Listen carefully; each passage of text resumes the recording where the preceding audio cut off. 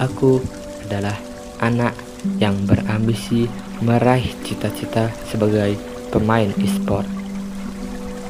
Dan ya, namaku... Sebentar. Sebelum aku memperkenalkan diri, aku ingin menunjukkan mukaku. Gak asik kan? Kalau memperkenalkan diri hanya suara doang, gak tahu mukanya. Jadi ya, gak kenal dong. Oke, aku ingin menunjukkan mukaku yang cakep. Hehe, bentar. Kalian semua cakep kok, gak ada yang jelek. Oke, ini dia. Dan ya, namaku Wahyu. Nama panjangku adalah Ikade Wahyu Putra Utama. Lahir pada tanggal 1 Juni 2008. Aku tinggal di Provinsi Bali, Kabupaten Buleleng, Kecamatan Kubu Tamahat. Aku adalah anak kedua dari 4 bersaudara.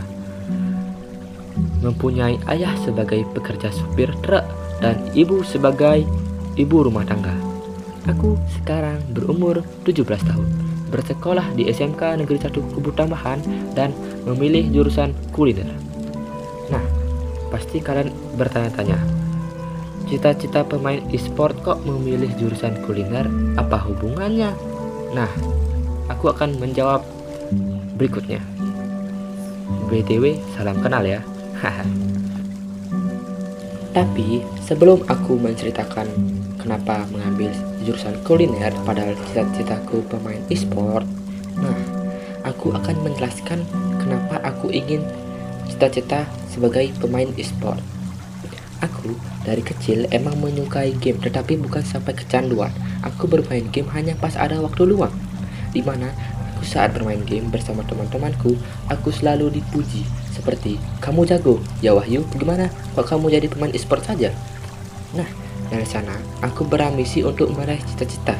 Aku kira bermain game hanya duduk dan mengklik HP.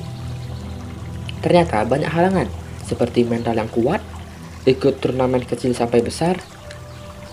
Nah, saat SMP, aku sudah mengikuti turnamen kecil-kecilan dan menjadi penjoki bagi teman-temanku.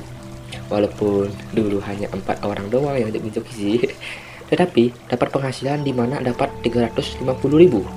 Cuman modal duduk dan main game. Tetapi di balik itu, aku harus bergadang setiap hari dan gimana caranya memenangkan game ini dengan cepat agar aku bisa istirahat. Aku pernah sakit sehabis menjoki di mana mataku merah dan badanku lemas. Aku pun membuat tim untuk mengikuti turnamen. Aku berpikir, aku sudah jago, pasti akan juara 1. Ternyata aku salah, dimana pasti ada orang yang lebih jago darimu. Jadi jangan meremehkan terlebih dahulu.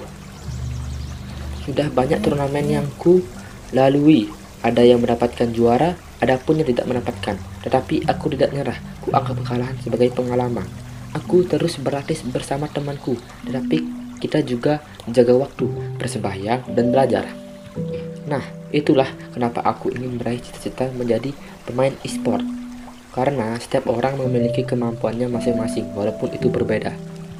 Oke, izinkan aku menjawab pertanyaan kalian tadi, yaitu apa hubungannya kuliner dengan pemain e-sport? Baik, akan ku jelaskan. Aku ingin bertanya, bagaimana cara kita dilirik oleh manajer tim e-sport? Pasti kalian menjawab untuk mengikuti turnamen besar. Tetapi itu akan sedikit rumit karena kalian harus bersaing dengan banyak orang. Aku mempunyai cara mudah, yaitu menjadi YouTuber ML dengan sering live dan post video tentang ML. Siapa tahu nanti videomu akan banyak peminat dan manajer tim e-sport akan melirikmu. Untuk menjadi YouTuber harus mempunyai sejenis alat untuk live stream, ngedit, dan mental yang kuat untuk melawan viewer yang tidak menyukai kita. Nah, untuk membeli peralatan kita pasti membutuhkan uang. Aku tidak bisa memasak, tetapi aku akan belajar. Aku di kuliner bukan ingin menjadi koki atau semacamnya, melainkan ingin menjadi FB service. Aku mempunyai kemampuan speaking yang bagus, penampilan yang bagus, dan berperilaku sopan. Jadi, aku mengambil jurusan kuliner hanya untuk pekerja sampingan. Aku mempunyai 2 opsi.